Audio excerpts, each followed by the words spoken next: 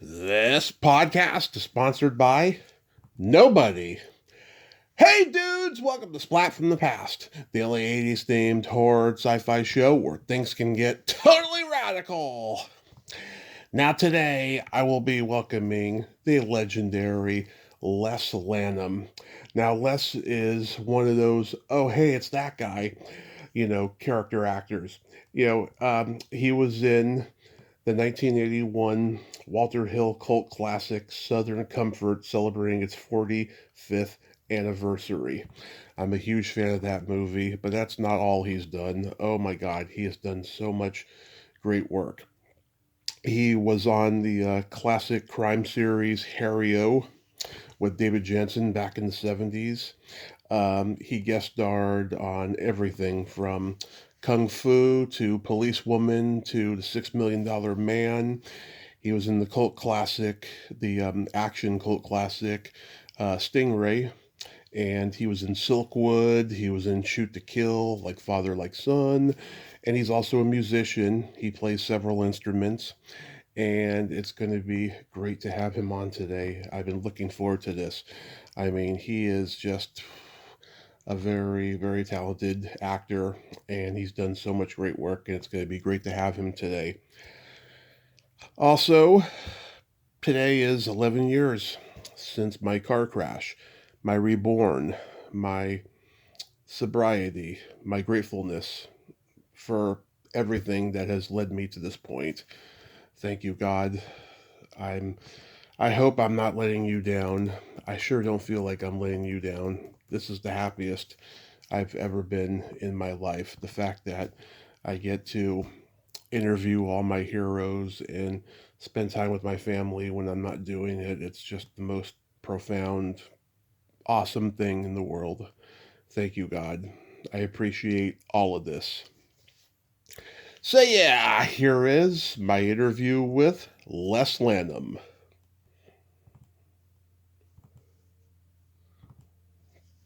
It's told me this and told me that and chuck him out the brute. It's call for Mr. Thomas when the guns begin to shoot. Hey, Les, welcome to the show. How are you today? Thank you. I'm just fine. I'm just fine. How about yourself? I am fantastic. I can't tell you what a great honor this is. Thank you so much for coming on today. Oh, gosh. Thank you very much. Thank you for asking me. It's not often that a guy in southern Illinois gets to talk, kind of nationally or who knows, internationally perhaps. My pleasure, sir. My pleasure. So, going back in time, did you gravitate toward acting early on in your childhood? Well, I'll tell you what. I saw actors on television, child actors, and I thought, God, that's so phony. And when I was a kid, Yeah. and then once I went to see a movie. My dad left me off at the movie, and I don't know how old I was, 8 or 9, and something like that. And I saw the Hour Game comedies. Nice. Hal Roach's Brainchildren. Yep. And Spanky McFarlane and Alfalfa Schweitzer, Darla Hood, and the one that really struck me was Jackie Cooper. And I said to myself, if I were an actor, that's the kind of actor I would be. And then I later saw him on late night movies on Treasure Island, and he was just a terrific kid actor. He really was, and to me. Yeah. And so as I grew up, I was always a bit of a ham. In fact, I was so much of a ham. I went to the Egyptian music camp in DuQuoin, Illinois, and one of the guys turned to me and said, they ought to hang you up at night in cold storage. That's how big a ham you are. I said, oh, okay. Well, I did a couple of plays. I played the trumpet, and before that I played the piano. Before that, the accordion. I started on the accordion when I was 5. And finally switched in the 5th grade, I switched to the trumpet or cornet, and I always thought it was a sexy sounding instrument. I don't know why. I had no idea what sex was, but it was sexy. The trumpet, Louis Armstrong, Harry James, all of those guys, and So I got a knack for music, I guess, and I picked it up, and along the way picked up the harmonica, Right. and in fact, when I would go on locations to cities that were strange to me, or towns like Del Rio, Texas, Right. I would go to a music store and I'd buy a harmonica just to keep myself company, I suppose. Nobody would talk to me. I don't know why. But anyway, I'm sorry. Those voices just sort of come out of me. And, It's okay. yeah, I was told, but well, anyway, I went from playing the trumpet to I found out that I could sing, that I could sound like Bing Crosby or Dean Martin, Mm-hmm. and Dean Martin was real big, would send me the pillow that you dream on, and you're nobody until somebody loves you. Yep. Well, I found out I could do that, and you can't do that and play a trumpet at the same time. It doesn't work. However, you can play a guitar, and Mm-hmm. so I bought a guitar, and for $60, a cheap guitar from Sears Roebuck, and I learned to play the guitar. I mean, the music background helped a lot. Like I say, I started playing the accordion when I was 5.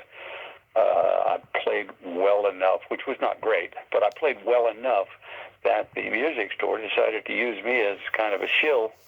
Yeah. On a commercial.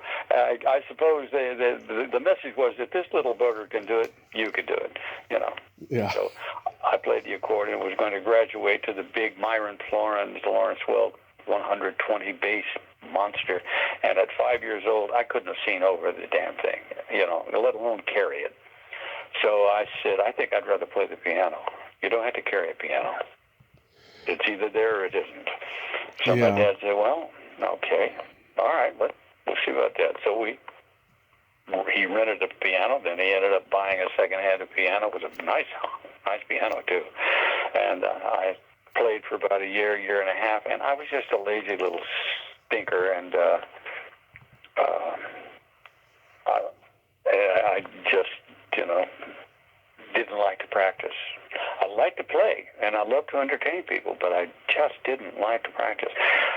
So I got into high school, and I auditioned for the junior class play, and I got in. I was one of the co-leads. There was me and another fellow, and the name of this thing was Granddad Meets a Pal, or Granddad Goes Wild, whichever title you wanted to use. And I played a character. I wasn't Granddad. I was a hobo named something or other. His last two names were Xenophon Hooley. And Hooley was a bit of a grifter, and sold Granddad on the idea of investing in an electronic mousetrap or something, mouse killer. Anyway, I did that one, and then the following year, I auditioned for the senior class play, and I got the juvenile role in that. And then I never thought about it much more after that, because I went to an engineering school at Rolla, Missouri. It was formerly called Missouri School of Mines, and the year that I went there, in 1964, 65, it was renamed the University of Missouri at Rolla, and it became officially co-ed. At that time,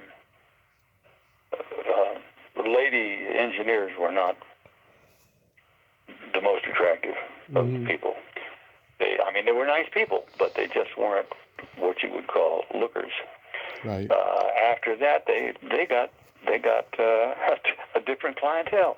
But anyway, I was there for the first year and played in the ROTC marching and symphonic band, and I was first year trumpet player in that. And we went from there to the World's Fair in '65, May of '65. We went and played either April or May in Flushing Meadow, and so that was when I was introduced to New York. And I did not do anything in terms of acting. Never considered it till I got into I left that school I think they wanted the out-of-state tuition, which was a little higher than the state resident tuition in Missouri. Mm-hmm. So they invited me back, but I said, no. I've done my bit in enduring it. It is not for me. I just didn't have the personality for it. I apparently was smart enough. I just didn't have the personality. Right. So I got into Southern Illinois University at Carbondale, which is about 24 miles away from my hometown, which is a little place called Johnston City, and believe me, it's a city in name only. 3,500 people does not constitute a city, and that's about what we have. And it was a mining boom town. At one time, there were 9,000 people living in Johnston City. And the mines, finally, they exhausted the mines in and around Johnston City, and it just sort of went the way of all cities, I guess, all ghost towns. It's not as bad as Cairo. Mm-hmm. Cairo was a much bigger town down at the tip of the southern tip of Illinois, where the Ohio and Mississippi come together. And if you look at it, if you looked at it when I was, say, in 1966, I went with my parents and my future wife. On one weekend, we went down to have dinner at the Mark Twain Hotel.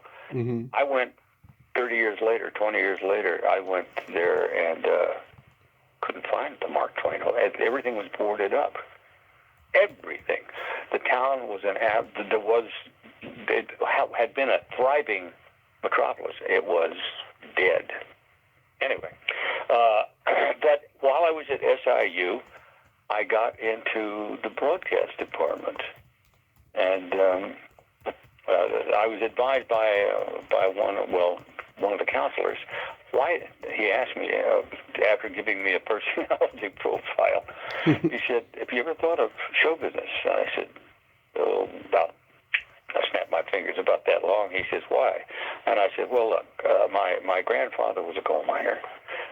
On both sides. One of my grandfathers died in a mine accident, a coal mining accident. My stepfather currently is still a miner. All my uncles either worked in the mine or they left Southern Illinois and went to Chicago or St. Louis or somewhere to work in industry." I said, the closest that I got to a movie star was getting an autographed picture from Tex Ritter at a rodeo. I said, it just didn't seem like something that, a kid from rural Illinois could do. Now, little did I know that after I kind of made a place for myself in Hollywood, John Malkovich, who resided in a town, he grew up in a town 11 miles north of me, Benton, Illinois, and you can look this up. But John Malkovich graduated from the Benton High School. And so there are a couple of us here. There was a girl named Judith Ivey who was in a series called Down Home, and she was not originally from Marion, but Marion, Illinois, is 7 miles south. It's the county seat of Williamson County. But she had done Down Home, and she had done very, very well for herself. Right. Rather well-respected actress. Very talented lady. She is that. She's very good with comedy, very good with drama. Anyway, I went over after this guy suggested. He said, "Well, how about broadcast? How about radio, television?" I said, "You mean fixing them?" He said, No, broadcasting, announcing, writing, that kind of thing." And I said, "They have a department like that here?" Talk about stupid. And he said, "Yes, we do." So I said, He said, "Well, why don't you go over and check it out and see if you might be interested in it. Enroll in a class or two and see where it leads you." So I did, and I liked it. I saw this guy spinning records and talking in a microphone, having just one hell of a good time. And I said, "That looks good. That looks like it could be fun." So I enrolled in that, but along the way, I took one of my first courses was basic radio, television speaking, and it was taught by a guy named Walt Ricker. Walt Ricker had been he was an ex-radio actor. He had worked for Radio Nederland over, just after the war, Radio Free Europe, and I guess he spoke Dutch, and he translated things and into the Dutch language and performed them. And at the same time, I took a course in oral interpretation, which is acting without, when you're sitting in a chair and you're reading something and you act it out. You express it as though you were in the scene. And I liked that a lot. I still do. And I went from that. I took a course in acting. Mm-hmm. And we were on the quarter system rather than the semester system.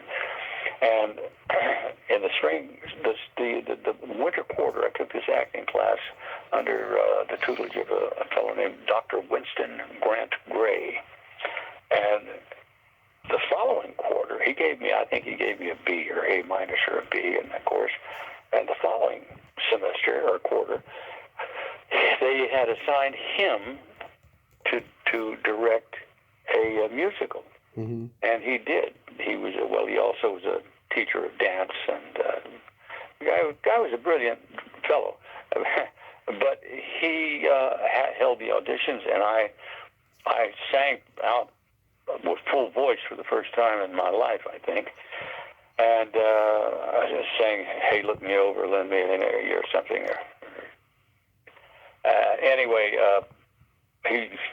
he cast me in the singing lead, and he used to stand at the back of the audience. And now this was a fairly good-sized house. It held about 500 people. It did not have a balcony, so that they were all on one level. But given that, it was still a fairly good-sized theater. It was not small. Mm-hmm. And he would say, "I can't hear you." And of course, I would have to bump it up a little bit. I have developed over the years a rather big voice, mm-hmm. If I use it, and I try not to do that because it startles people. I did use it once in Shoot to Kill with mm-hmm. Tom Berenger, and great movie. Did you see? You saw it? Yeah, that's right. You said you were a long time ago. Fanatic. Yeah.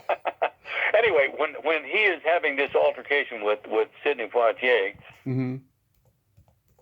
and he turned to walk off, he said, "I go alone," and I stopped him, but John, and I really belted it out. I made big.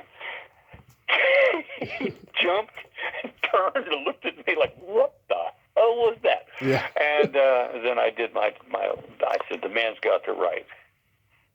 And then we have a dialogue, and then we go over to the truck. He says, "You got any gear?" And I said, "It's in the truck." And we go and look, and he says, and he pulls out these socks that he says, "What the hell are these?" I said, "Battery-powered electric socks.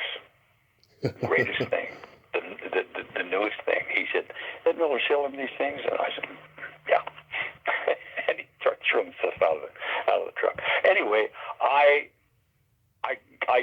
did the singing lead in I'll Be I Sing, and 2 quarters later I auditioned for another play called The Odd Couple, and I'd actually, unbeknownst to anybody there, I did a kind of a Walter Matthau impression, and did his voice. I do that every once in a while, Yeah. And I ended up getting cast as Oscar. Nice. And in the course of the run, there were 2 weekends that we played this. You don't do a continuous run with college theater. The first weekend, on a Saturday night, I said a line and I got a standing ovation. And honest to God, I thought I was going to have a heart attack. Mm-hmm. I had never experienced anything quite so euphoric in my life. Now, they tell me, I couldn't vouch for this because I've never done it, but they say that cocaine gives you that same kind of lift without you ever having to do anything. And I said, well, that's interesting, but I don't know. I've always been too much of a self-control freak. I've never wanted to control other people, which is why I didn't go into directing. But I really did like to keep a tight rein on myself. Mm-hmm. Yeah. So anyway, Wow. I did that, and then the following weekend on Saturday, I lost count. It was either 6 or 7 standing ovations, and there is really nothing to compare to seeing out of your peripheral vision an entire audience of, say, 500 people standing and applauding something that you've done. It just, I mean, it's the most amazing experience that I think I ever had. And as my friend Bob Tessier, who, if you remember The Longest Yard, the bald guy, bald guy, Bobby was one of my training partners at Vince's Gym in North Hollywood, and Bobby said that feeling. He said it's what the opium users in the 19th century referred to as chasing the dragon. The first experience is just so euphoric, and you continue to try to achieve it again. And of course, it was new, and so you never achieve it. This, on the other hand, the second time was just as moving as the first time. Only instead of one standing ovation on a line, and I can tell you the line and the situation. Oscar is talking with Felix, and Felix says, "What is it, Oscar?" He says, "I think for 2 grown men, we've done enough. We've spent enough nights discussing tomorrow night's menu." He says, "What do you mean?" Or he said, he says, "What do you mean?" I say, "I mean that if I don't get to touch something soft in the next couple of weeks," and I made a gesture with my hand like I was squeezing a bosom. Yeah. He said, "If I don't get to touch something soft in the next couple of weeks, I am in big trouble." And he says, "You mean women?" I said, "All right, you want to give it a name? Women." He said, "That's funny, I haven't thought of a woman in weeks." I think it was weeks. And I looked at him, and I was up in the doorway, and I say, "I fail to see the humor." And the way I said the line, somehow it triggered the audience, and they all stood. And that I was hooked. I went from there to Chicago, working for the Social Security Administration. I had, prior to that, upon graduating, I had gotten a job at a radio station doing what they call a combo operation, where you are an announcer and you run the board, as it were, and you also read the news. Well, I really got jaded with that really quickly, and the opportunity presented itself for me to go to Chicago and work for the Social Security Administration for a decent amount of money, rather than clearing $75 a week. Even in 1968, that was a pittance, and so I went to Chicago, got involved with the Second City. Sent out pictures of quit work, sent out pictures and resumes, and to the theaters. And 4 days after I sent out the pictures, I got a response, and I ended up playing Joe Harper in Tom Sawyer. I was the biggest 12-year-old you ever saw. Yeah. And from that, I got an audition for Prime Cut. Oh, yes. Let's talk about that.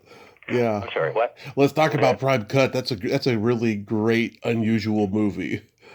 Yes, it became a cult movie, which surprised the hell out of me.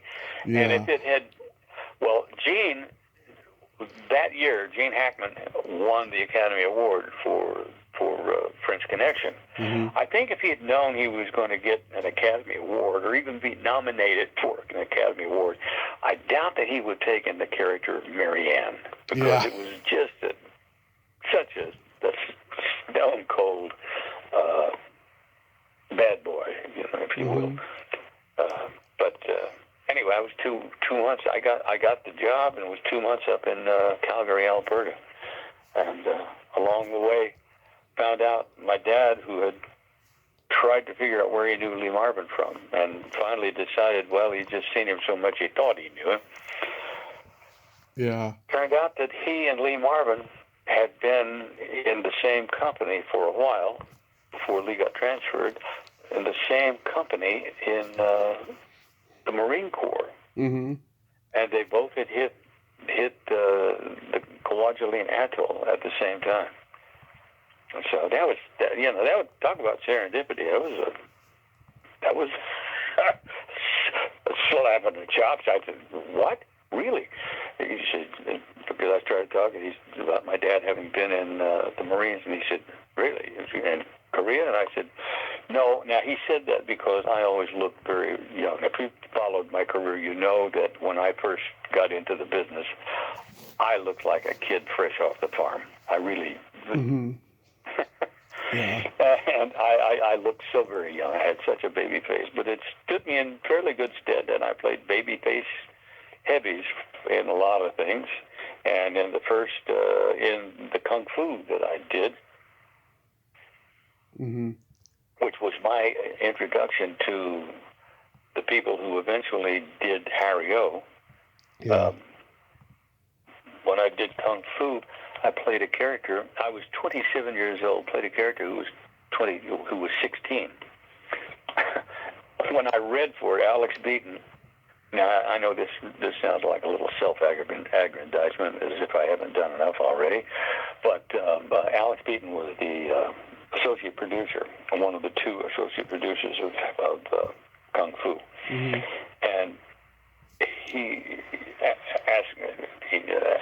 had me read, and I read for him, and after I stopped, he said, who are you anyway? Yeah. I don't know anything about you. I don't know you. I don't know anything about you. Who are you? What have you done? Where have you been? What have you been doing? Mm-hmm. He said, after hearing you read, I think I should know. So I told him my life history in a nutshell. And he said, wait a minute. How old are you? I said, 27. He said, 27?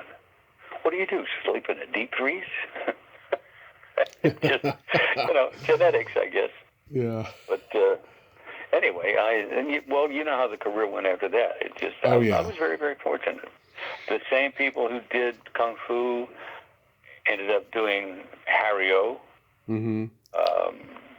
I got cast in that, and oddly enough, the personal secretary and receptionist for Jerry Thorpe, who was the executive producer and sometime director of Kung Fu and later of Harry-O, her name was Catherine Burns. And I had not seen Catherine Burns since graduating, in May or June of 68. 68. Mm-hmm. 68, 69. And I was walking up the steps with about 4 or 5 other young fellows, and I saw this girl sitting behind the desk, and my jaw dropped. I guess I said, Kathy? She looked at me, and she said, her jaw dropped. Said, Les, what are you doing here? Yeah. I said, well, this is what I do now. I slip around the studios and read for people. She said, well, we sat and talked, and I knew that in the back of her mind, she was desperately afraid that I was going to use our former friendship to influence her into saying something nice about me, and using a little nepotism, if you will, to get me in the job. As it turned out, I didn't. I did not say a word about it, and I didn't have to, because later Alex Beaton came out and talked to her and said, your friend just gave the most incredible cold reading I've ever heard in my life. We're going to cast him in this.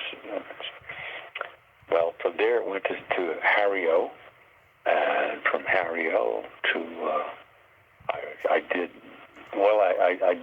I was in the first pilot, in which I I ended up mirroring David Jansen, and on my way to the car, I was replaying it in my head, and I thought, oh, God, what have I done? It's bad form to mimic the star. It really is, especially if you're a bit player, and I was. I had about a 3-minute scene. We shot it in about half an hour, and we were on and gone. But, yeah, mimicking the star, doing an impression of the star is one of those things you probably shouldn't do. And I was thinking that I would never work with David again. I was sure of that once he saw the dailies or saw the finished product, whatever. That was not going to be a factor in my life. And I would be lucky if the word got out to ever work in Hollywood again. Well, I don't know if they didn't notice it or not, but my wife, and I was married at the time, and my wife and I went to see a screening of Harry O, the pilot, and she elbowed me in the side and said, "What were you doing?" I said, "What do you mean?" She said, "Don't give me that. What do you mean?" She said, what were you thinking? Yeah. I said, "What do you mean?" And she said, "You were doing David Jansen. Are you out of your mind?" I said, "I didn't think anybody would notice." She said, "Not notice? Are you crazy? You'll be lucky if you'll never work with David Jansen again, and you'll be lucky if you work in his town again."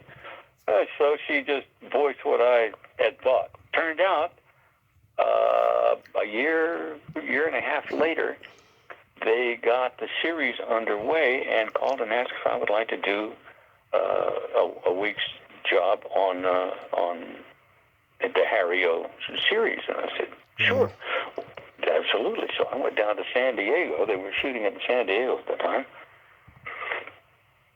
And I'm sorry, I'm sipping coffee in between long, loquacious speeches. But anyway, I went down there, and I reintroduced to David by Jerry Thornton. I said, we met. I said, we worked together once before. He said, "Oh, I remember you." He said, "Didn't I have a look of recognition?" I said, "Well," he said, "No, I'm sorry." He said, "I'll do better. I will." I said, "Oh, well, okay." He said, and then I told him, I said, "Well, I've almost got my lines down." He said, "Well, I don't." And I must have given him a look of surprise and doubt. He said, "Oh, I'll get him. Don't worry, I'll get him." I said, "Well, hey, it's your show. You can do what you want to." He said, "Yeah, I guess I can't get a." Yeah. So we had a good first meeting, and then the following morning we started working on our scene together, and we just hit it off. In one scene, he was at the foot of a stairway, and he says, I said, "What's the matter?" And he said, "I've got a little back trouble." I said, "You ever try yoga?" He said, "Do me a favor, Harold. Just tell me your version of this mess. That'd be the best medicine you could give me." And he said, I got back. I said, "Did you try yoga?" Yeah, well, I did say that, didn't I? Yeah. Anyway, we were doing this scene. We got her, did the master, and we went to do his close-ups over my shoulder. And actually, I was beside the camera, but it was just his extreme close-up, and he burst out laughing. Jerry Thorpe came around that camera like a shot, looking at me like I had, I said, "Ooh, this is not good." And he said, "What's the matter, David? What's the matter? What'd he do? What's he doing?" And David, thank God, and bless his heart. He's gone now, but bless him. I was thinking, oh my God, what a nice gesture, because and Jerry Thorpe was, trying to find out why David was laughing and thinking that I had done something to bring this on. He said, "It's not his fault. He did a take, and I got involved in his performance, and it's just so right." He said, "I promise I won't do it again. I'll be good. I won't do it again." So, and there were times when he was like Peck's bad boy. Yeah. What's his name? David Jansen? No, Richard Lang. Richard Lang directed 3 of the 4 Lesters that I did. And Richard, at David's funeral when they were laying, when they asked Richard to do to say a few words, and he said at the end, he said he was a good man, a bad boy, but God was he fun, and he was. He was just. I spent every day that we worked, we spent the day laughing with and at each other.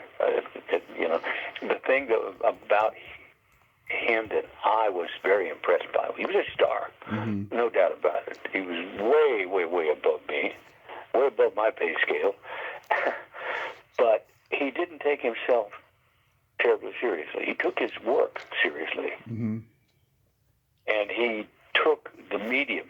He knew more about the medium than I had ever considered. The medium of film work, acting in front of the cameras and whatnot.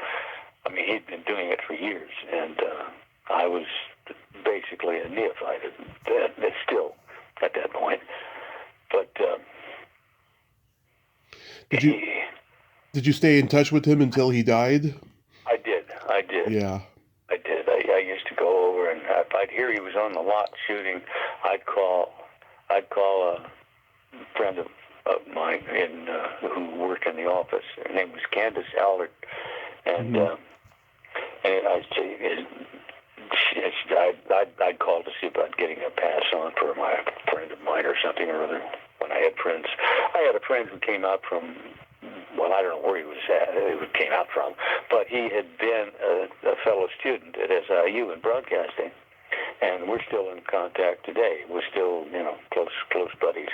He's come out here to Southern Illinois, and he's a professor emeritus from the University of California, San Francisco. Very knowledgeable, bright fellow. And anyway, I asked him, "Would you like to go to the studio?" To Warner Brothers, I'll show you around the back lot and that. And he said, "Yeah, I'd love to." So I called Candice. He said, "Yeah, David is working over there. He's doing a police story." I said, "Oh, really? What stage?" She told me. So when Rick Holberg and I got to the studio, we walked onto the lot and walked around. Well, we were on the studio parking lot, which was attached, sort of. But anyway, we walked onto the lot proper, and walked over and knocked on David's door, and he opened the door. "Lester, what are you doing here? What are you drinking? Get in here. What are you drinking?" I said, "Well, I just brought." "Who's your friend?" I said, "Well, this is Rick Holberg. He's a buddy of mine from college." He said, "Well, come on in. Get in here. What are you guys drinking? What do you want?" And we went in. Neither of us took a drink, but he talked to us for about, 45 minutes until they called him to the set. Yeah. And Rick said it was one of the high points of his career as a performer, doing radio and a teacher teaching mass communications.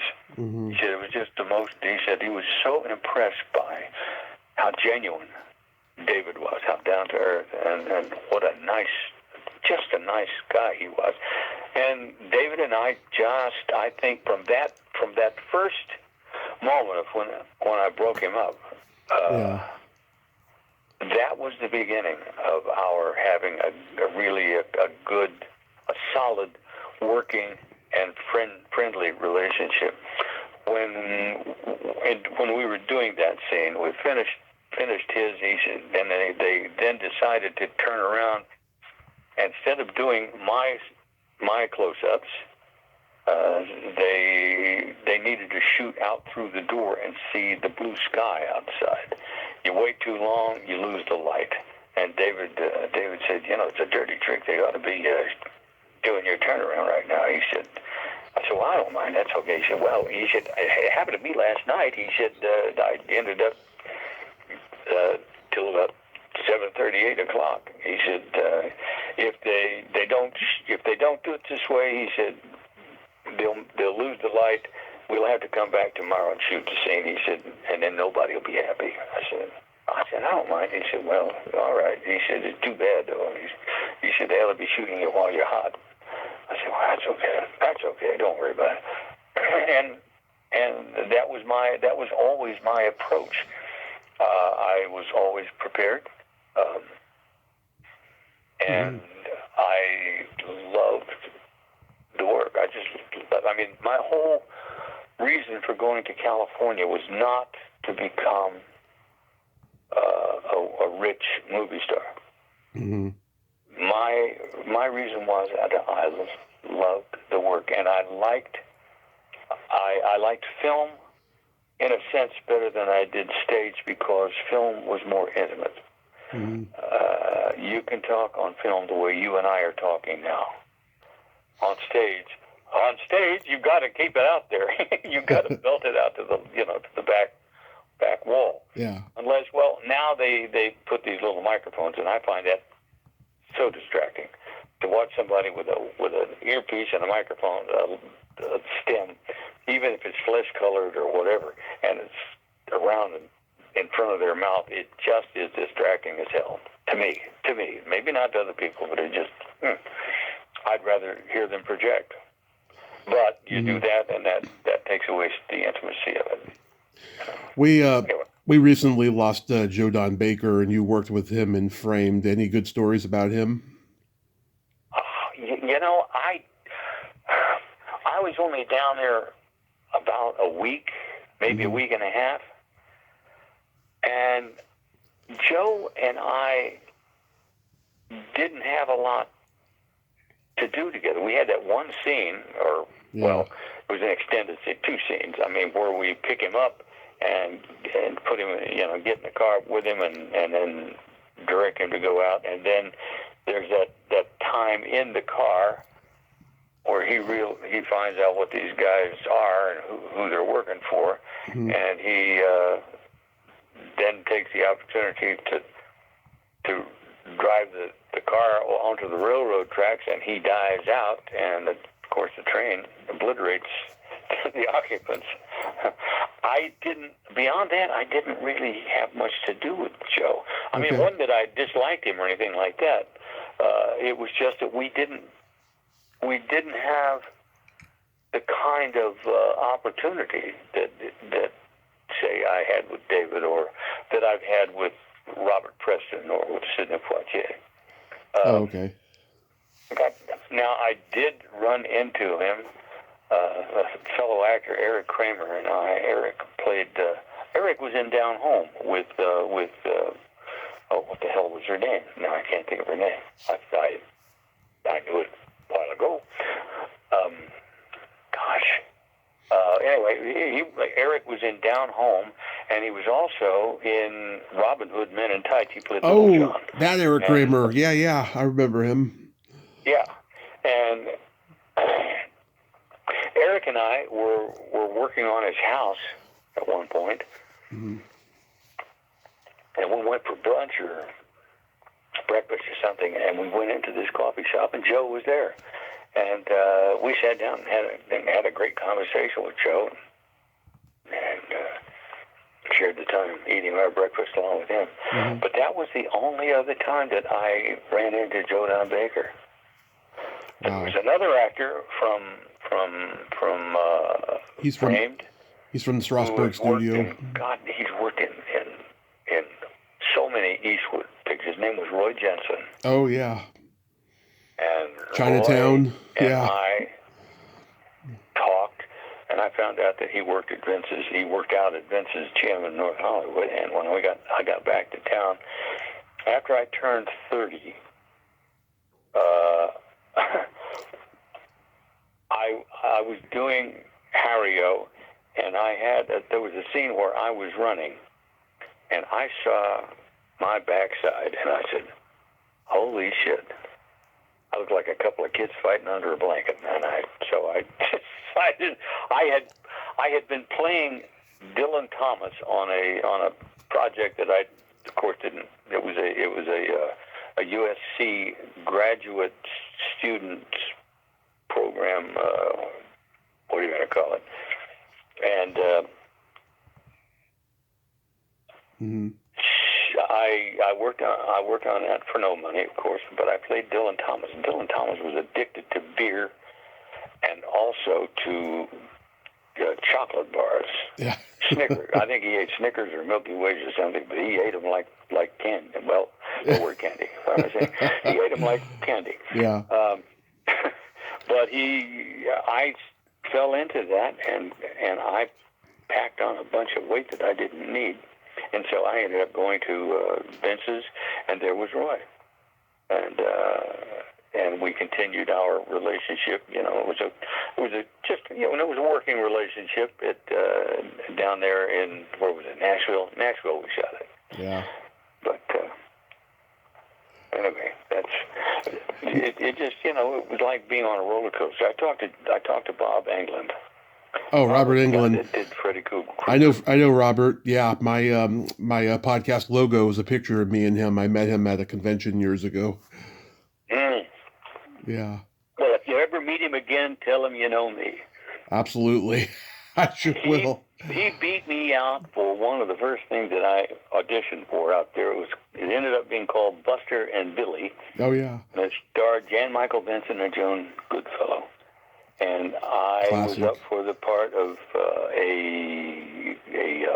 an albino who was bullied by the rest of the school, and nobody his age took him under their wing or was nice to him, except Jan Michael Vincent treated him well.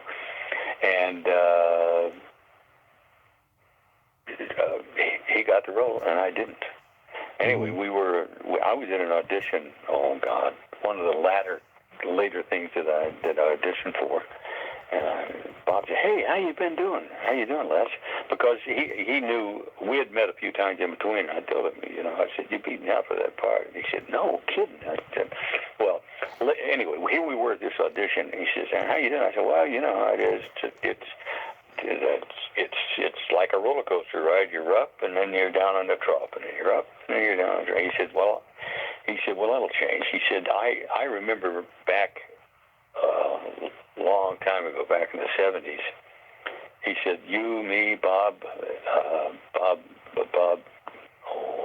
was his name? Bob Hayes. Oh, Robert and Hayes. A bunch of other guys. Nice guy. Very nice guy. We all competed for the same roles, he said, and at the time, it seemed like everything you read for, you got. He said, and we'd all be sitting talking, in the waiting room, waiting to be called in. He said, and you'd walk in the door and everybody go, oh no, shit. Mm-hmm. He said, nobody could hate you because you were always such a nice guy. He said, and you were a genuinely nice guy. He said, you come in, you talk to everybody. He said, and if they took you in before us, and you'd walk out, he said, 9 times out of 10, you got the part. He said, you seem to get everything you read for. He said, but you walk out and you'd say, hey guys, break a leg, good luck on this. And you'd leave and everybody knew that you meant good luck, or break a leg. They knew that you were not pretending. You were wishing them well. He said, so everybody liked you. He said, it'll come back again. Well, I hung around out there, and I got tired of beating my head up against a brick wall. Mm-hmm. Your forehead kind of it gets tender after a while, and you need, if you're going to do good roles, if you're going to get good roles, you have to have a good agent to present you. Mm-hmm.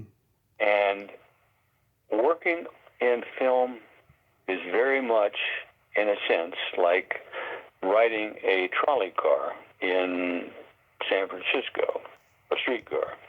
It's very easy to get into your seat down at Embarcadero, down on the flat. Mm-hmm. But when it starts going up the hill, and if, as Alex Beaton told me when we did Centennial, he said, Les, you've had a career, your career's almost been vertical. He said, you've got a reputation in town of being, if you can be conceived of as looking the role at all, you can do the job better than, or at least as good as anybody in the business. He said, that's not a bad reputation to have. I said, well, no, thank you. Thanks, Alex. He said, no, that's. He said, you got a real good rep in town. Well, that, be that as it may, my career did almost, it wasn't quite vertical. I've known a hell of a lot of actors who came out and went, just bang right off the bat, like Bob Urich. I knew Bob in passing in Chicago. Oh yeah. And Bob just did extraordinarily well immediately. He actually. I went out to read for something from the Rainmaker for the younger brother, and Burt Reynolds was coming to star in this thing in theater at Arlington Heights, mm-hmm. which is outside of Chicago. And I went out and interviewed for the fellow, and I had done Prime Cut. Right. And I was preparing. If I didn't get this job, I was going to. It was the end of toward the beginning of March. I was going to leave and drive out to L.A. And I had a cousin there that I was going to stay with for about a month or so, and until I can get an apartment, and then go back to Chicago, get my wife and son, and pack everything up in a truck and drive out to LA in a Ryder truck. And anyway, that's what I eventually did. But I told David Lawn, said, I wish you'd been here yesterday. He said, you'd be mm-hmm. perfect. He said, you really would be perfect for the part of the younger brother. He said, but I cast it already. And well, it turned out he had cast Bob Urich. And I left. I got out to L.A., found a place to live. In April, I went back and got my wife and son. And by May in late May, I had signed with an agent. And in July, the first part of July, I got cast in the FBI with the upper gym list. Oh yeah. Yeah, that was the first. The FBI was the first thing that I did out there, and then the following month, I was cast in Cannon. Oh yeah. Yeah. So. Do you have any stories? Do you have any stories about policewoman? Well, either the first one or the second one. The first one, I think. I went in, and there was a director named Richard Benedict. Mm-hmm. And now this is not a pleasant story. Okay. But it is an honest story. Okay. I got there, and I had played a Marine or something some weeks before, and my hair was short. And I was cast as a drug dealer. Small time, just to get a guy out of college or something, or who was dealing drugs. And I had another young fellow who was out from New York. He'd just come out from New York, had done one film, and Dick Benedict had been an actor when he was younger. I don't know if he was a child actor, but he had been an actor when he was younger, and he was directing it. Mm-hmm. And Benedict looked at my hair and he said, "Is that all there is? Jesus." He expected me to have longer hair, playing a hippie or something. And I was going to be sitting in this beanbag chair. And the way the original script read, this other kid who was much younger than me, he met Angie at the door, and she flashes her badge, and he says, "The cops ditched the stuff," and he pushes her out of the way and runs down a hall. Well, mm-hmm. this poor bastard had not had enough experience to realize that you cannot move around a lot when there's a close-up. Mm-hmm. And they were doing a close-up on him, and he was all over the thing. And finally, Richard Benedict got more and more agitated and started screaming and yelling at this poor kid. And the kid said, I'll get it. Well, by the time he was finished with the kid couldn't really say his own name. Mm-hmm. So anyway, they get what they're going to get, and then they turn to me, and he says, "It's the cops did some stuff. I'm supposed to jump up, run across the room, and flip up the stool seat, and take they've got the junk is in little balloons. I'm supposed to flush it down the toilet, or start to. And Angie is supposed to come in and grab me by the hair with her left hand, and this is the way he decided to do it. Instead of, he said, Angie can't cross-hog you on the floor the way it's written. You're way too big. That would be ludicrous. So he decides the way he's going to do it, have her grab me by the back of the hair, swing me around, smack my face up against the wall, and then take her piece and put it in my ear and say, "I wasn't here for it, but since you've opened the can of worms, where is the junk?" And so Richard Benedict decided to show me what I was going to be doing. First rehearsal, he grabbed my hair, and I'm accustomed to doing stage violence. I'm accustomed to doing some of my own stunt work, fight scenes and things like that. I know my way around. He grabbed me by the hair and yanked my head so hard, I went with it. I was going to throw myself across around over the sink or across next to the sink and hit the wall with my hands so it would sound real nice and loud. And it was a hard flat, not something that was going to give it all. And man, he slammed my face into that wall. It did not feel good. I can tell you, it did not feel good at all. And then he did it again. And he did it again. Yeah. And then he calls Angie in to show her what she's going to do. And so he grabs me and even more vigorously than before, yanks my head around and slams my face into this thing. And I looked, and I was facing a mirror, and I see him in the mirror gritting his teeth. And I said, "This guy's getting his rocks off by smacking my head up against the wall." Mm-hmm. And I turned. I said, "I've had enough rehearsal. When you're ready to shoot this thing, you let me know." Mm-hmm. But I'm through. I'm through her. He said, "Oh, did I hurt you?" Bullshit. Yeah. Oh, did here? I said, "Yes, you hurt me the first time." I said, "It only got worse." I said, "When you're ready to shoot it, you let me know." Well, Angie came in for her first rehearsal for camera. It was like a feather in the back of my head. I threw myself across the room, hit the wall with my hands, and smashed my face up against the wall without actually banging my face into the wall. And it worked perfectly. But that's the difference between somebody who knows what they're doing and somebody who doesn't care what they're doing. You know, and he was pissed off because of the kid being inexperienced, and he decided he was going to take it out on me. It wasn't my fault. I didn't hire the kid, and I didn't have anything to do with the way he shot the scene. But that was an unpleasant experience. The only other unpleasant experience I've ever had, Powers Booth was one of the two main stars of Southern Comfort. Yes, which turns 45 this year. Yeah, I love that movie. Yeah, it was fun.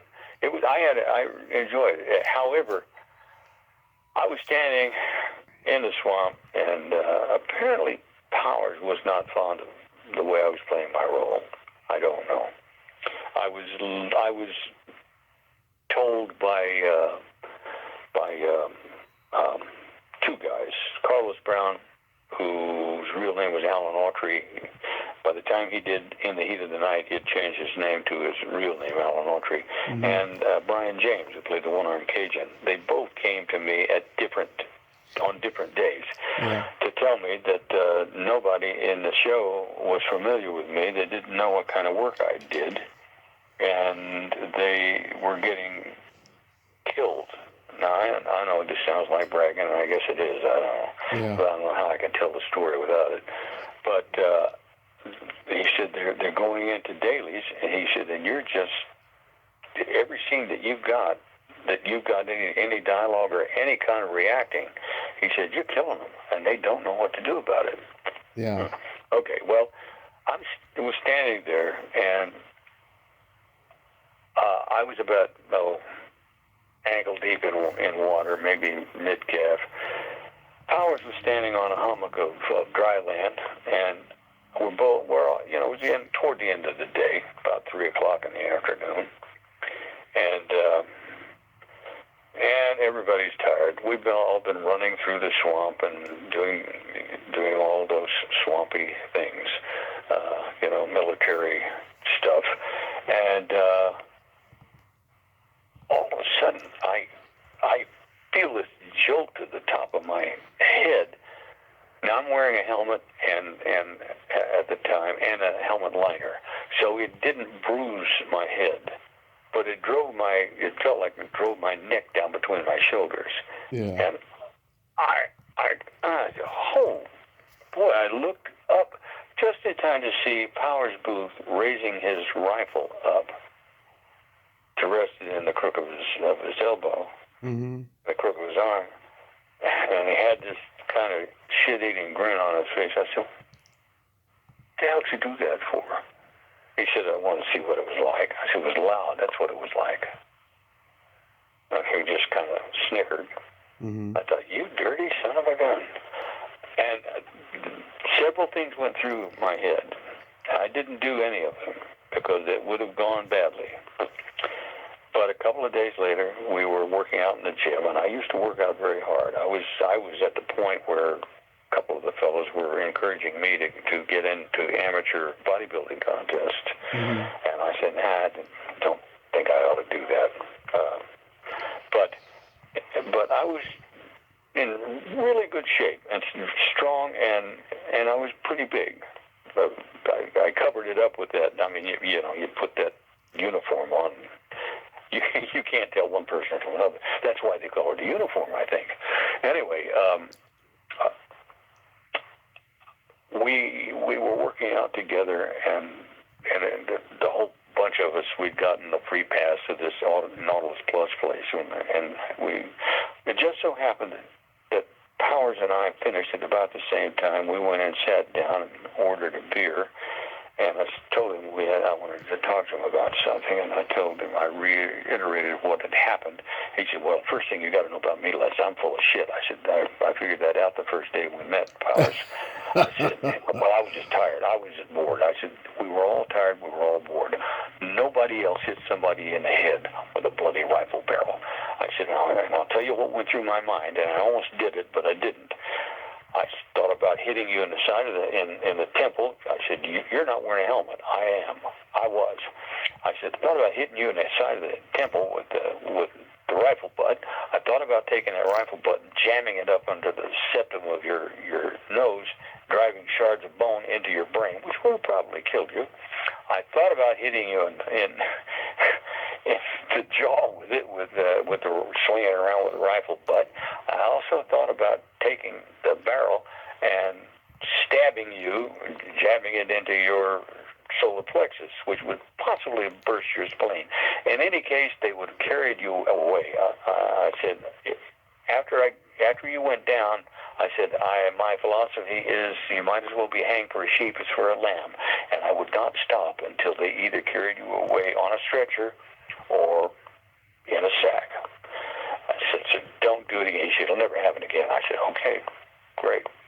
I said, because I don't want to do that, and I will. Yeah. I will do it. I would say I've made up my mind. I've accepted the consequences. The least of which would I be fired. Now it's 2 o'clock, and I've exhausted your time.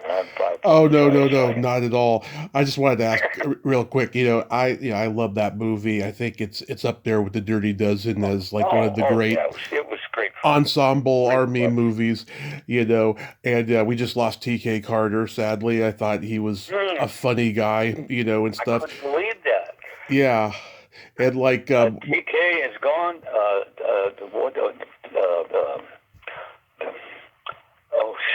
played Sims. Fred Ward, he's gone. Fred Ward is gone. The guy that played, oh shit, I can't think of his name. He did not like the way I played my character. This guy that I'm thinking of, Franklin Seals. Oh, Franklin Seals. Yeah. Yeah, he complained to Walter about it, and Walter said, "I don't know what your problem is, Franklin. I think Les is doing a fine job." You know. Do you remember Rob Ryder, who played Hunter in the movie? Hunter? No, I never met him. Oh, okay. I've had him on the show. He was one of the Warriors. You know, Walter's previous movie, The Warriors. Oh, yeah. And yeah. Another guy was one of the Warriors. Greg. God, I can't think of his name. Yeah, Anyway, I know who you're talking about. Yeah, and he was one of the two leads in that thing. That played one of the guys that was trying to get from one side of town to the other. I guess I don't know. I never saw the film, but yeah, him and he worked out adventures with. I mean, God, and damn near everybody went through. My friend Carl Weathers, he became my friend working out at Vince's, and I ended up.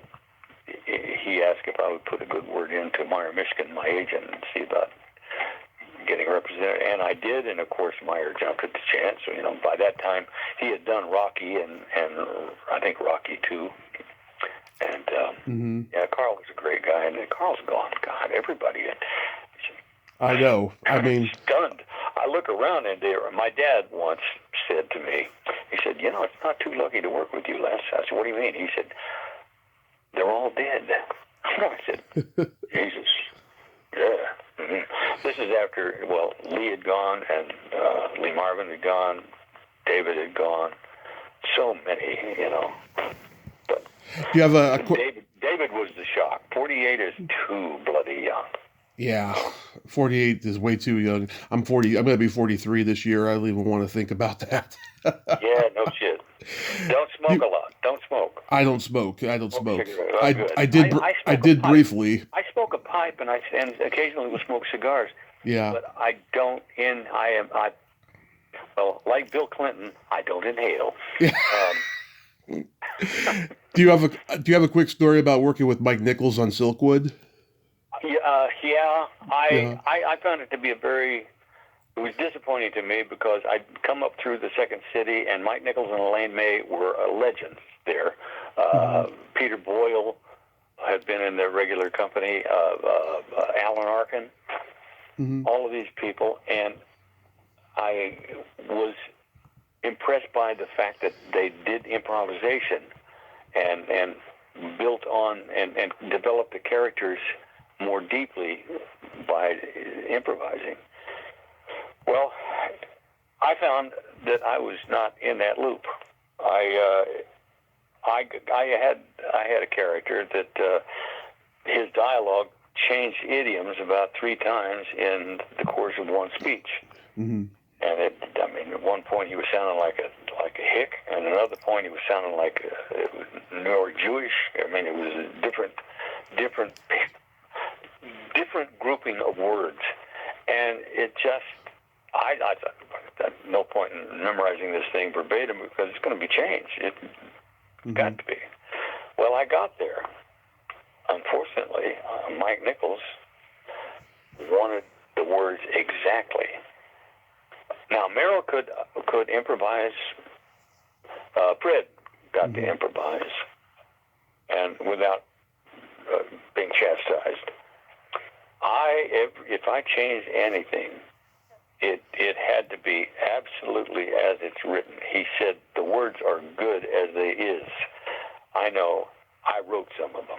I said, "Oh, okay, all right. Well, there you are."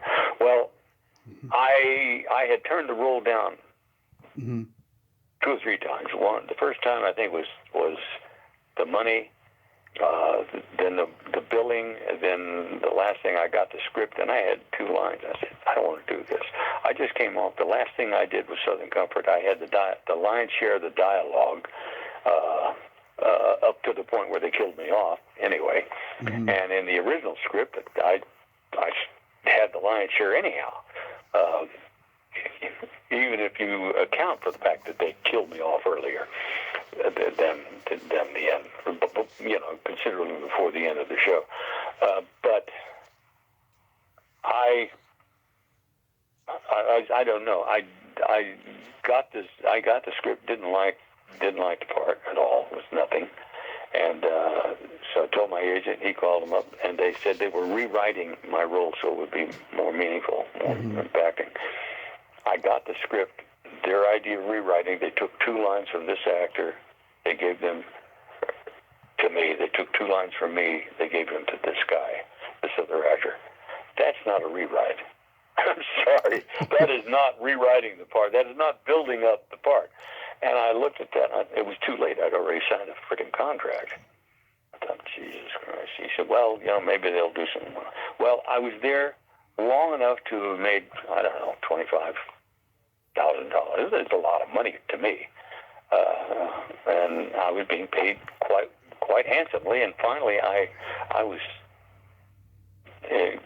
talking to one of the actresses who had known Mike for quite a long while, and I was voicing my disappointment. And she said, "Why don't you talk to him? Because he's very easy to talk to." So I got kind of an appointment with him, and went there and talked to him. And I said, "You're paying me a considerable amount of money," and I had always, heard about, I said, "You're a legend at the Second City." I said, I'd studied there, and I was looking forward to improvising and embellishing the character, deepening the character. He said, "And every time I try to do something with it, you put the kibosh on it." He said, "There's nothing you can do with this character." I said, "Oh?" He said, "No." I said, "Well, I'd be like a horse that's been broken to the track who suddenly finds himself yoked to a vegetable cart."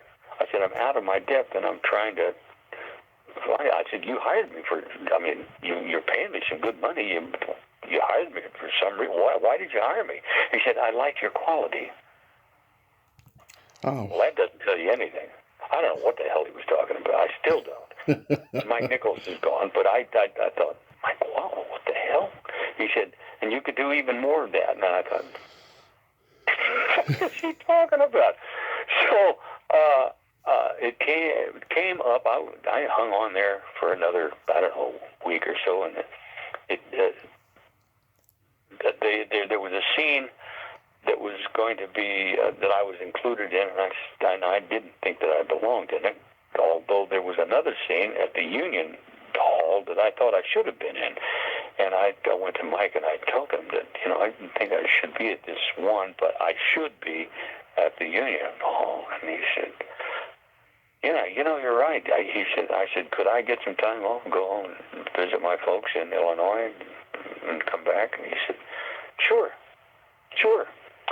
And I went, saw my folks, and while I was at home, I ended up writing on. I was at home when they had the high school homecoming, and they put me on the back of a sitting on the back of a convertible, and they had this guest celebrity, Les Lannom, and they gave me a plaque. The kids voted and gave me a plaque because I'd always come when I would come back to Southern Illinois. I would always, if it was during the school year, I would go up and talk to the kids. I'd go up and say hello to my former teachers, and while I was there, I would talk to the kids, give them an idea that there is potentially more to life after high school than flipping burgers or working in a coal mine. Mm-hmm. So, as a matter of fact, I just met a lady that I did not recognize. She looked vaguely familiar, but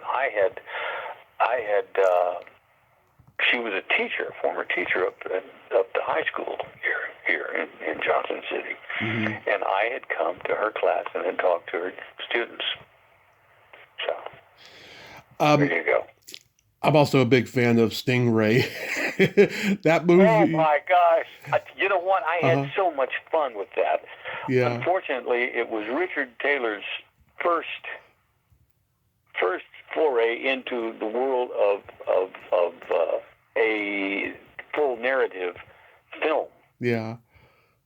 And he taught film at SIU Edwardsville, and we shot it up there at Edwardsville. And he got a couple of guys to invest in it, and he got me and Chris and Sherry and Bill Watson and another guy. God, I look at that boy, both Bill Watson and Sherry Jackson dressed as a nun swearing is hilarious because she's the little girl on the Danny Thomas show, you know. Oh my God, yeah. That was kind of a jolt. Oh my God. Yeah, it's just it's a real juxtaposition there. It was fun. I'll tell you. Now I'm from Southern Illinois, and my minor degree was in zoology. And I had spent a lot of time as a kid hunting squirrels in the forest and in the woods, going down to the Shawnee National Forest with my uncle and my Uncle Harry. And back, I would come back from L.A. I would try to, if I took a vacation, I would try to get it on, during the beginning of squirrel season, squirrel hunting season. So we'd go there. Well, I was well familiar with the flora and fauna of Southern Illinois. Mm-hmm. Sherry Jackson did not know that about me, and because I was not the son of Robert Mitchum, and I was not another big star, she kind of discounted anything I had to say. Oh God. Which is all right, I can't falter on that. I don't. I guess I could, but I won't. But she was standing out. We were shooting this scene, and she's standing in the middle of this grove of things growing up out of the ground, and one of them had like 12-inch leaves on the stem, and the stem is about as big around as your index finger, I guess. And the big leaves, it looked like something from Little Shop of Horror, feed me, feed me. So she's standing there, and I said, Sherry, are you allergic to poison ivy? She said, oh, deathly. Poison ivy, poison oak. Oh, yeah. I said, you'd better get out of where you are. What do you mean, why? I said, you're right in the middle of a grove of it. She said, what, where? I said, see that leaf fish that looks like it's going to eat your face? Yeah, that's poison ivy. That's not poison ivy. I said, you don't know what you're talking about. I said, I do. I lived here. I know what I'm talking about. So she calls this guy named Bob, I think he was from Texas, and he was a sound man. She said, Bob, is that poison ivy? He said, no, that's not poison ivy. And he pulls a leaf and he rubs it all over his arm. And she said, see, I told you. I thought, well, that's really some burden of proof that he has set aside. Anyway, she refused to listen to me, and I thought, oh, boy, well, okay. And I said, Bob, tell me something. What is this right here? And I pointed this little bitty shrub growing with kind of, some of the leaves were red and some were green, and they were shiny and oily looking and little white berries. I said, what is that? He said, poison ivy. I said, yep, exactly. I said, now, you see this runner coming off of here? He said, yeah.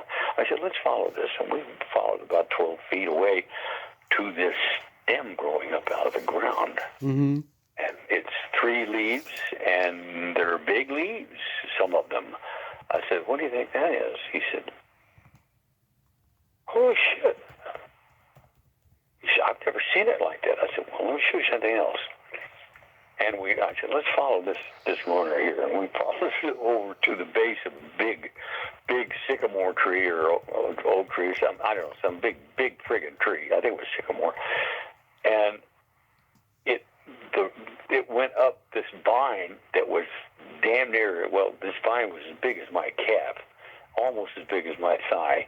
And it's going up, and you see these little stems coming out of it with 3 very brightly colored leaves. Mm-hmm. I said, what do you think that is? He said, holy shit, I've never seen anything like that. I said, that's poison ivy. He said, look up at the canopy. Wow. You see how thick it is up there? Now, there's some grape leaves, some wild grapes that are growing, but I said, but most of that is poison ivy. Well, the next day, Sherry did not report for work. Wow. Sherry had to be taken to the hospital. Sherry, the following day, she was able to work, but she had such a violent allergic reaction to this stuff. She had blisters on her neck that were, an inch long, about not quite a quarter inch high, and a half inch wide. I mean, just on her arm, on her neck, she had to wear a scarf for the next scenes. And she said, I'll never doubt you again, Les. I said, well, when it comes to plants and animals in Southern Illinois, I do know what the hell I'm talking about. I've got the equivalency of a minor degree in zoology. If I had passed a calculus or taken a course in statistics, and if I had taken a course in biochemistry, I would have had a double major, and one of those majors would have been zoology. She said, well, I'll never doubt you guys. Well, good idea. I'm sorry it went this way. Wow. She no longer remembers that aspect of it. Wow. People talked to her about they'd heard the story about the poison ivy. Oh, yeah, it was terrible. She didn't tell the full story. You've got the full story. I appreciate that. Wow. So what sparked you retiring, and did you have any music out there we can listen to? Well, I inherited this 5-room house that my dad bought back in 1953 for, I think, either $3,000 or $3,500. And he had saved up enough money, and he was going to buy it outright from the gentleman who, the gentleman's name was Mansford Williams, and Mansford lived right across the street from us when we moved here. And he said, no, I can't let you buy it outright. I know you could do it. He said, but I can't. He said, that's not how I make my living. He said, you got to buy it on time and pay the interest. And Dad said, well, all right, fine. So we did. And what the hell? Where was I going with this? About retiring. I'm sorry, what? About retiring. Oh, retiring. Thank you. Yeah. Mm-hmm. Well, I had inherited the house, and it was very undervalued. I think the value of this thing, it's on a lot and a half wide, but it's 2 lots long. So it goes from one street back to the next street. And it's a lot and a half wide all the way out there. Well, that's one thing. I didn't have to buy a house. I didn't have to pay rent. I don't have a mortgage. And people have asked me, why did you come back to Southern Illinois? And I said, well, I found that I could no longer afford California's generosity. and it's like this. You have to be a realist at some point in your life. Yeah. And I realized that if you have not become a star, and I came very, very close with Harry O, with them writing 4 scripts. That doesn't happen. That just does not happen. That they write a script for an actor who is not the star of the show. And the last one was the last of the 4 Lester series was a spin-off pilot for a spin-off series for Key Luke and me. And David was the plan was David was going to, part of the time he's going to work on my show, and part of the time I would go and cross over and work on his show. we were really looking forward to that, and it didn't go that way. Fred Silverman did not. Fred Silverman was pissed at David because David left O'Hare U.S. Treasury and would not come back. Mm-hmm. And the reason that he left was because he said he could not work with Jack Webb anymore. He said, I love Jack. He said, we've been friends for 100 years. We get together socially. He said, but I can't work with him. Mm-hmm. Because Jack would come in and throw a tantrum or just a yelling fit about somebody. He said, we'd have a young actor come in and do a scene, and there was a little bit of emotion in it. And Jack said, what is this melodramatic BS? He said, hire this so-and-so and, get some, if he can't do it, fire him and get somebody else that can. Yeah. He said, and he said, it was just so much tension. He said, it wasn't fun. He said, Jack hit upon a system or a style or whatever you want to call it. And it worked for Dragnet. And so he used it when he went from Dragnet to Emergency. He used it. When he did, there was something else that he did. And then they did O'Hare U.S. Treasury. Mm-hmm. And he used that system. Just the facts, ma'am, just the facts. And that's it. Mm-hmm. Very dry, cut and dried. And David said, I just couldn't do it again. I didn't want to come back for a second series. He said, so Silverman got pissed off, and there we are. And Fred Silverman's first year was our second year in production on Harry O. And what would have been our third year was Silverman's second year as the head of production and or programming. And the first year, Fred Silverman didn't touch anything that was not his. He did not touch anything at all. Mm-hmm. Everything went on, business as usual. His second year, he cut everything that was not one of his babies. And it included some things that had really good ratings, like SWAT. I think Bob Urich was in SWAT. Mm-hmm. And I forgot who else, Steve Forrest. Oh, SWAT, yeah. Yeah, but anyway, he cut everything that was not a situation comedy in a game show, and that was his formula for success. He did that, I think, with CBS, with Norman Lear, and then he did it with NBC. I forget what the order was, but he did the same thing on both of the networks that he had that were kind of flagging a bit. They weren't failing, but they were kind of falling behind a little bit in the ratings. And then when he came into ABC, his second year, he cut everything and put in situation comedies and game shows. And if you weren't a game show, you got cut. Mm-hmm. If you weren't a situation comedy, you got cut. And he put in all new stuff. And he didn't like David. He was angry because, when he did this, I guess he was kind of a young Turk and trying to make a name for himself. And David, Harry O did not fall within his wheelhouse. And so we got cut. Fong and Hodges, they tried to market Fong and Hodges, my show, elsewhere, and ABC said, no, Lester Hodges is ABC's property. You can't do it. And the reason they did that was because of what had happened with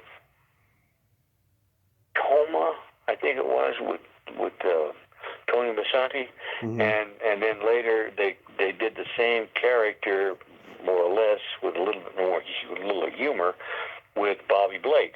Yeah. And they tried to marketed Beretta, and then the network axed it, and so the studio that was doing Beretta sold it to another studio, and it was very successful. Well, ABC wasn't going to risk that. Mm-hmm.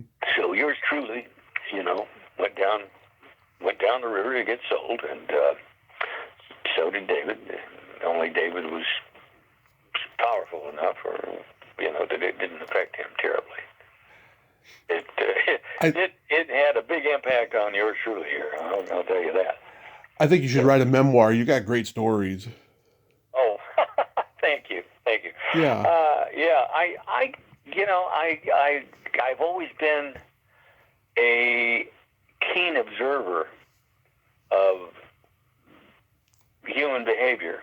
Mm-hmm. I ended up getting a certification as a hypnotherapist out in Tarzana. There's a place out there called the Hypnosis Motivation Institute, and a buddy of mine, Jesse DeJohn, called and asked, what's going on? What are you doing? And I said, you're going to be making money. I just watched something on TV, and he said, have you ever thought of hypnosis? And I said, well, when I was in high school, one of my teachers was a hypnotist, and he hypnotized a bunch of people. I was intrigued by it.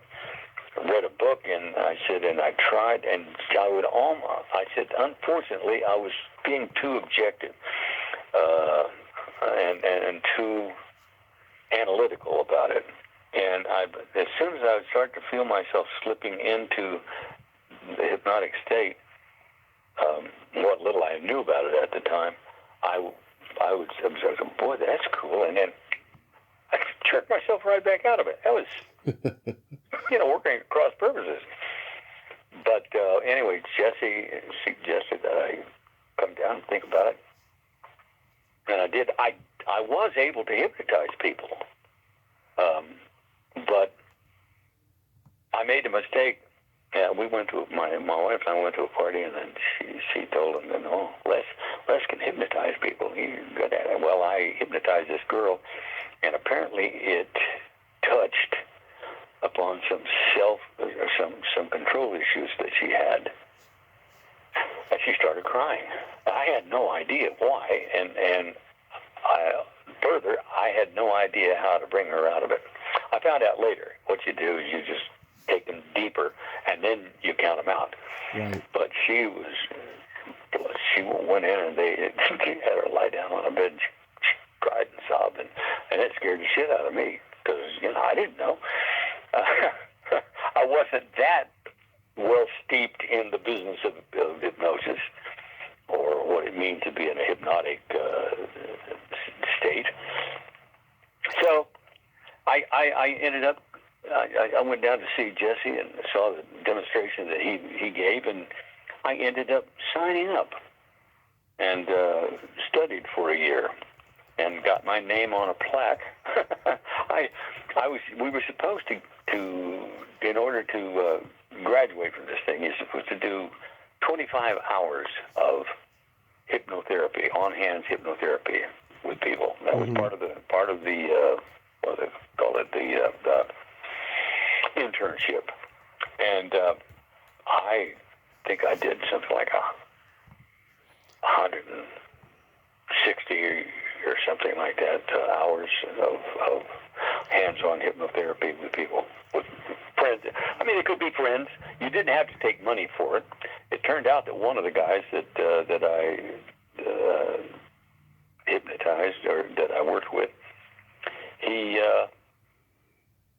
was a paying client, and he wanted to lose weight. And at the end of the day, I said, after several months, I said, you lost about 12 pounds, and then you just plateaued. There's something in your psyche that doesn't want you to let go of that. And there was another issue that he had. He wanted to get back to school. He was a chemist, and he was also teaching, and teaching mathematics, I guess, or chemistry and mathematics or something. So he said, well, he wanted to get back into school, and he was afraid that his study habits would not allow him to excel enough to get a master's. So I gave him hypnotherapy for that, and relaxed him, and so when we're doing this evaluation, I said, well, okay, well, what about the education thing. What happened there with with your studying for your master's? He said, "Oh, I got all A's and everything." I go, "Well, that's good. 1 out of 2 ain't bad." But they do say that the two most difficult issues to deal with and work with hypnotically are, number one, smoking, because there are so many different associations associated with it. Most people start when they're teenagers, and they're trying to assert their autonomy, and you can't tell me what to do, and I'm a grown-up person. And the other one is overeating. Yeah. Because there are so many associations with that go back to when you were a child. If you come in, you got a skinned knee or something, or you hurt yourself, and then, well, sit here, have some milk and cookies, you'll feel better. Eat some milk and cookies, or a piece of cake, piece of pie, whatever the hell it is. Yeah, that was my struggle. Yeah. You'd feel better. Yeah. And so you build up this association of good feeling comes with eating. Yeah. And also, dealing with problems goes with smoking. Now, you get somebody who's a smoker and an overeater, you got a problem. you have a real uphill battle. But anyway, I ended up with my name on a plaque because of spending so much time doing therapy with people. Wow. And it turns out I'm pretty good at it. I don't know. Oh, goodness.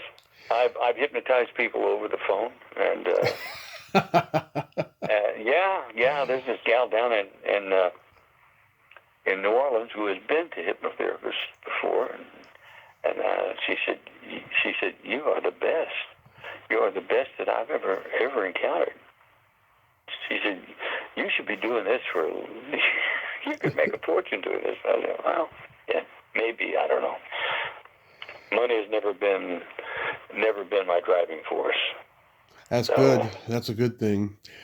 Well, Les, I thank you so much for coming on today. Holy cow! It's an hour and a half. Well, you're a great talker, like you said, and I enjoyed it. And I'm so glad that you're enjoying retirement and your music and all of that stuff. And I hope you have a great rest of your day and be safe out there. Thank you, Tommy. Thank you. Appreciate it. My pleasure. Well, anytime you want to call, just let me know, and we'll pick up from where we left off or something. Absolutely. Have a great day. All right. Thanks, Tommy. I'm glad. Well, thank you. I am glad that I did just bore you to tears. Not at all. There was that possibility, Okay. All right, buddy. Thank you. Okay. Have a good day. You too. Bye-bye now. Bye-bye. Bye-bye now. Well, there you have it. Les Lannom. Ain't he a cool dude? Oh my God, what a character. Loved his stories. And yes, he is very hypnotic. The way he can talk and stuff. I enjoyed every moment of that epic journey. That was a fabulous conversation. There's so much stuff we didn't get into. Maybe I'll talk to him again in the future, but who knows? Who knows? Well, until next time, this is Tommy Throwback Kovac saying there's no shame in living in the past because the present sucks. Liar, dudes!